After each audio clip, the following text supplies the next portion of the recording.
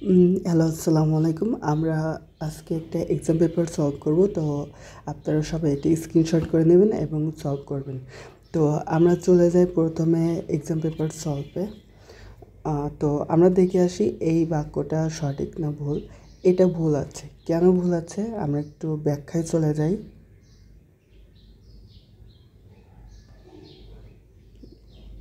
এই যে সাবজেক্টের পরে উইশ, ফ্যান্সি এগুলো যদি থাকে তাহলে দ্বিতীয় ভার্বের পরে পাস্ট ফর্ম হবে। কে কুড, উড এগুলো হবে, তারপরে বেস ফর্ম হবে।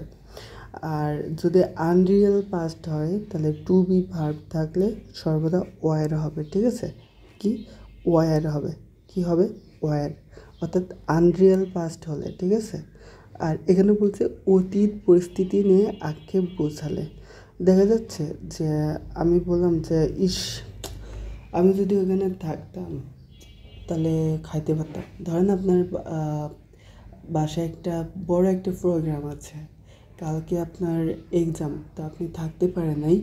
তো ওইখানে যে আক্ষেপটা হবে যে ইস, আমি যদি থাকতে পারতাম তাহলে খাইতে পারতাম বা আমি যেতে পারতাম।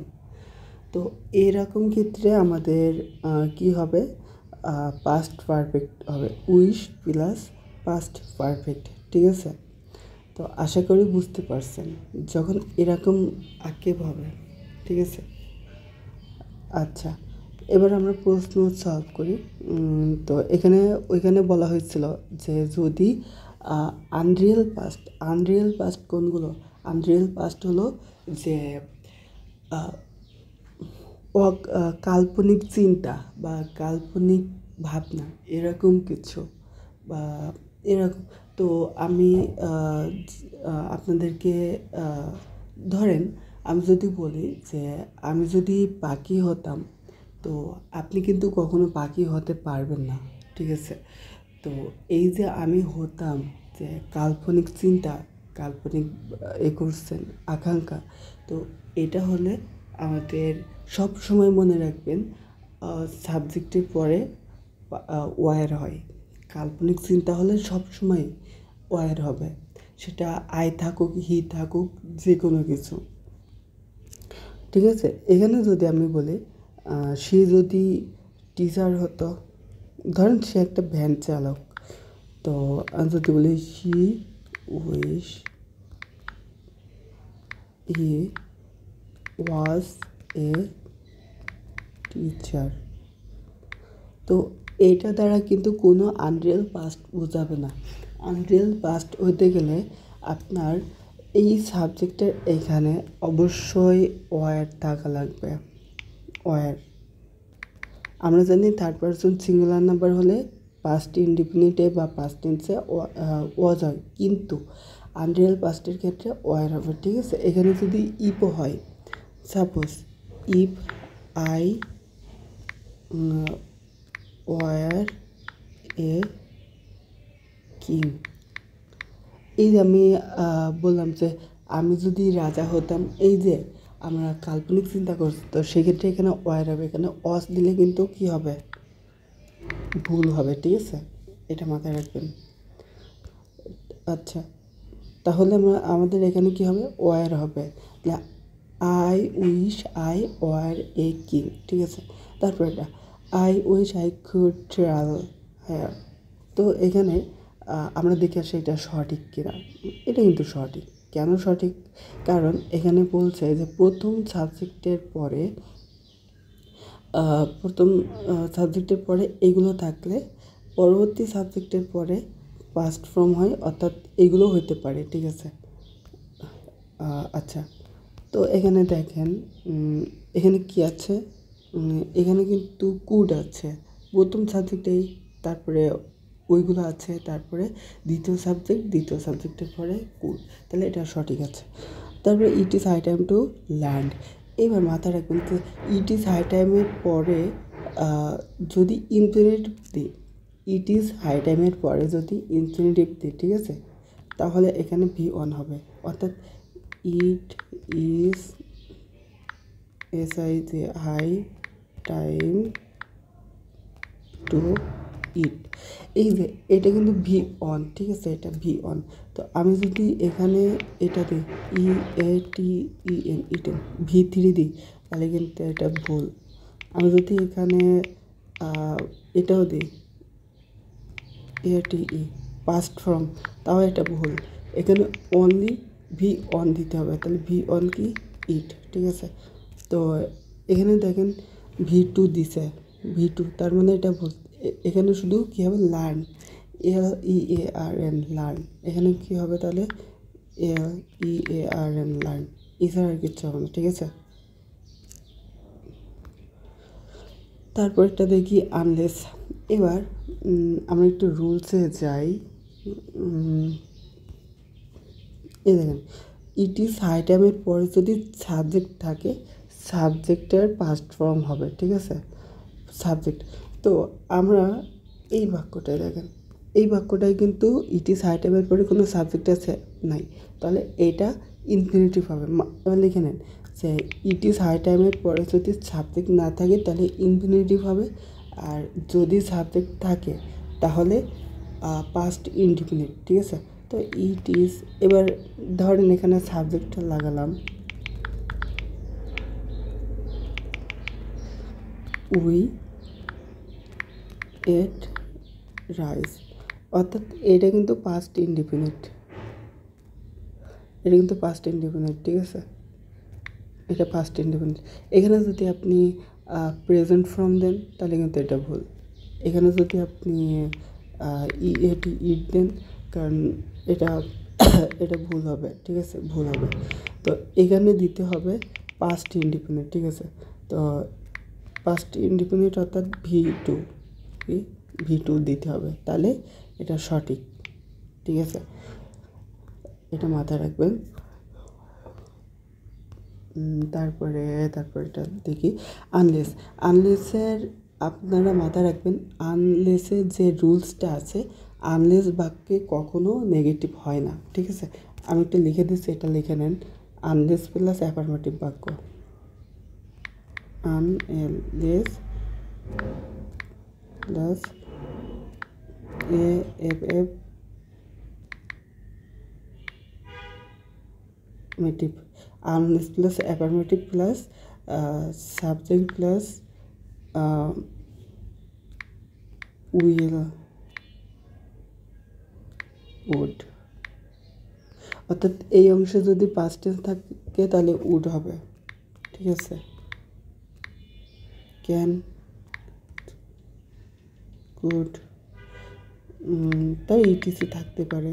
তারপরে কি ভি অন, ঠিক আছে।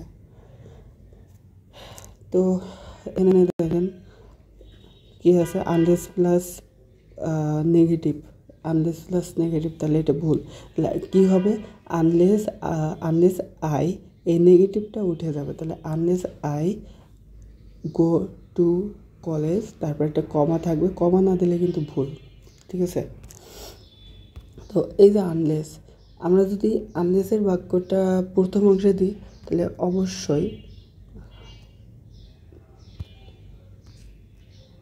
অবশ্যই এখানে কমা দেওয়া লাগবে, ঠিক আছে, এখানে অবশ্যই কমা দেওয়া লাগবে।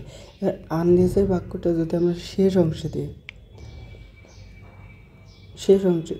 দিই, আনলেস প্লাস এই বাক্য, এবার এইখানে যদি আপনারা কমা দেন, হ্যাঁ, এই আনলেসের বাক্যের দ্বিতীয় অংশে, এটা প্রথম অংশ, এই দ্বিতীয় অংশে যদি দেন, এখানে যদি আপনারা কমা দেন, হ্যাঁ, কমা দেন, তাহলে এটা কিন্তু ভুল। এখানে কমা দিয়ে যাবে না, এখানে এইভাবে থাকবে, মানে ছাড়া থাকবে, ঠিক আছে। আর এইটা প্রথম অংশে দিলে এই অংশের আগে কমা হবে, ঠিক আছে। তো এটা মাথায় রাখবেন। তারপরে দেখেন এই পাশে উইল নট গো, আচ্ছা এটা এখানে কি বলছে, আমি যদি না যাই সে আসবে না, ঠিক আছে।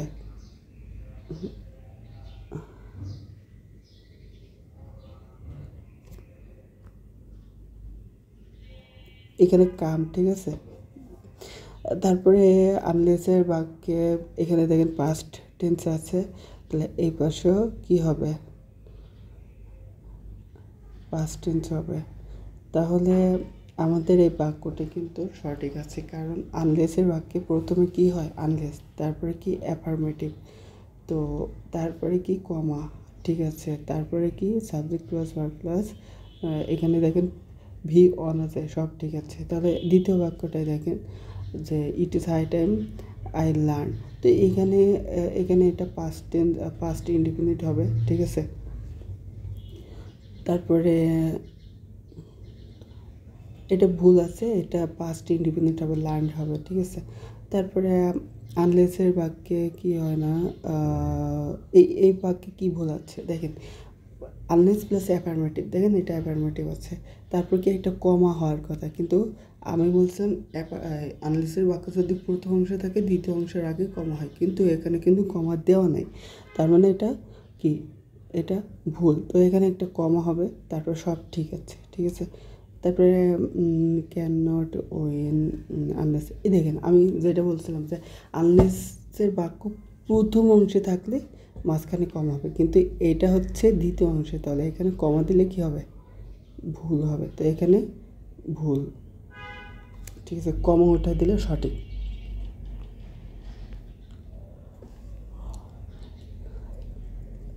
এখানে many year since I met,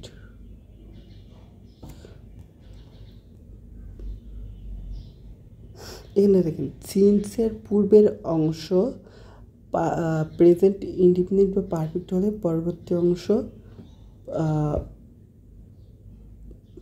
past indefinite হয়, ঠিক আছে, অর্থাৎ প্রথম অংশে পূর্বের অংশে, অর্থাৎ এই অংশে যদি প্রেজেন্ট ইনডিফিনিট হয়, অপর অংশ কী হবে, পাস্ট ইনডিফিনিট, ঠিক আছে। আর আরেকটা অংশ যদি পাস্ট হয় তাহলে পারফেক্ট হবে। তো ধরেন আমি যদি বলি এখানে যে সাপোজ একটা বাক্য লিখি যে হি, সিন্স মানে কারণে বা জন্য এরকম বোঝাই, তো আমি যদি বলি হি ইজ ওয়েল, সাপোজ একটা বাক্য লিখছি, ঠিক আছে, SINC, সিন্স, হ্যাঁ, তো এই বাক্য এবার পাস্ট ইনডিফিনিট হবে, IND। এবার এই অংশে যদি পাস্ট ইনডিফিনিট হয়, এই অংশ পাস্ট পারফেক্ট হবে, ঠিক আছে। আর আরেকটা বিষয় মাথায় রাখবেন, এই জায়গায় যদি কমা থাকে কোনো বাক্যে তাহলে এটা ভুল, ঠিক আছে। সিন্স অংশ যদি ফার্স্ট অংশে থাকে তাহলে এখানে মাঝখানে কমা হবে, আর সিন্সের অংশ যদি সেকেন্ড অংশে থাকে, এটা সেকেন্ড অংশে, তাহলে এখানে কমা দিলে ভুল হবে, ঠিক আছে, তাহলে এখানে কমা দেওয়া যাবে না।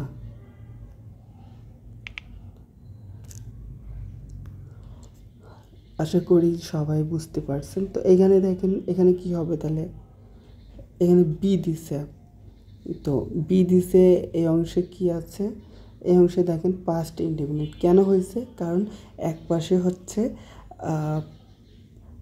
পাস্ট পারফেক্ট আছে, এই জন্য অপোজিট অংশ, ওকে। তো আশা করি বুঝতে পারছেন সবাই। আর অ্যাজ ইফের এটা হচ্ছে এটুখানে বলে দিই যে অ্যাজ ইফের এক অংশ পাস্ট ইনডিফিনিট হবে, এক অংশ যদি পাস্ট ইনডিফিনিট হয়, অপর অংশ পাস্ট পারফেক্ট, ঠিক আছে, যেটা আমরা সিন্সের নিয়মেও পাইছি। তো এক অংশ পাস্ট ইনডিফিনিট হলে অপর অংশ পাস্ট পারফেক্ট। তো এই বাক্যটায় দেখে এখানে যদি সাপোজ এখানে হি টোল্ড থাকে, TOLD, টোল্ড, অ্যাজ ইফ, তাহলে এখানে অ্যাজ ইফ হি, তাহলে পাস্ট পারফেক্টের রুলস কি, সাবজেক্ট প্লাস হ্যাড, তারপরে এখানে একটা ভার্ব হবে, ভার্বটা কি, বিন, তারপরে কি, তারপরে হচ্ছে এখানে ম্যাড অবজেক্ট, দিয়ে দিলাম অবজেক্ট, ঠিক আছে। তো এইখানে যদি আপনি অন্য কোনো টেন্স দেন, দেখা যাচ্ছে এখানে আপনি হ্যাভ দিলেন, তাহলে কিন্তু এটা ভুল। ঠিক আছে, এখানে হ্যাভ দিলে এটা কি হয়ে যাবে, এটা ভুল হবে। এই জায়গায় অনলি পাস্ট পারফেক্ট হবে। ঠিক আছে, এটা মাথায় রাখবেন। আর এই অংশে যদি প্রেজেন্ট ইন্ডিপেন্ডেন্ট হয়, তাহলে present independent third person singular, এই জন্য এখানে টেলস। তো এখানে তখন কী হবে, অবশ্যই এখানে পাস্ট ইন্ডিপেন্ডেন্ট হবে কি, এখানে আরেকটা জিনিস, এখানে অস দিলে কিন্তু ভুল, এখানে অস দিলে ভুল। ঠিক আছে, অস দিলে কি হবে, ভুল। এখানে ওয়ার হবে। কেন ওয়ার হবে, কারণ আমি বলছিলাম যে ইফ, তারপর ভেন্সি উইশ, এদের পরে যদি আনরিয়েল পাস্ট হয় তাহলে কি হয়, ওয়ার হয়। কেন ওয়ার হয়, আনরিয়েল পাস্ট এই জন্য, কারণ সে এমনভাবে কথা বলে যেন সে পাগল। আমরা কিন্তু পাগল ভাবতেছি, থিঙ্ক করতেছি, কিন্তু বাস্তবে সে কি পাগল না। তো এই জন্য এটা আনরিয়েল পাস্ট। যেটা আমাদের বাস্তবভাবে সেটা তো বাস্তব, যেটা আমরা কাল্পনিকভাবে ভাববো এটা হচ্ছে অবাস্তব, অর্থাৎ আনরিয়েল পাস্ট। ওকে, এই জন্য এখানে ওয়ার হবে। এখানে দেখেন এখানে এখানে ভুল কি বলেন তো, ভুল দুইটা। একটা ভুল হচ্ছে থার্ড পারসন সিঙ্গুলার, এখানে এস দেওয়া নেই, তাহলে টেলস হবে। তারপরে আরেকটা ভুল হচ্ছে এখানে ওয়ার হবে। ঠিক আছে, এবার আপনারা লিখে নেন যে ইপের পরে যদি বিভার বসে, ইফ এর পর যদি পাস্ট টেন্সে বিভার্ব হয়, সব সময় ওয়ার হবে, অল টাইম কি হবে, ওয়ার বাদে অন্য কিছু দিলে ভুল। ঠিক আছে, এটা মাথায় রাখবেন, এটা লিখে নেবেন। আচ্ছা, তারপরে এখানে দেখেন ই ইজ টেলিং, তাহলে এটা কোন টেন্স, প্রেজেন্ট টেন্স। তো প্রেজেন্ট টেন্স হলে এই পাশে হচ্ছে পাস্ট ইন্ডিপেন্ডেন্ট। এখানে মাথায় রাখবেন, এখানে প্রেজেন্ট টেন্সের যদি প্রেজেন্ট কন্টিনিউয়াসও হয় তাহলে এখানে পাস্ট ইন্ডিপেন্ডেন্ট হবে। আর এখানে প্রেজেন্ট পারফেক্ট টেন্স হলে এখানে পাস্ট ইন্ডিপেন্ডেন্ট টেন্স দিবেন। ওকে, তারপরে এখানে দেখেন হি ওয়াজ গেটিং, তাহলে এটা পাস্ট কন্টিনিউয়াস, তাহলে এই পাশে হবে পাস্ট পারফেক্ট। তাহলে এখানে কি হবে,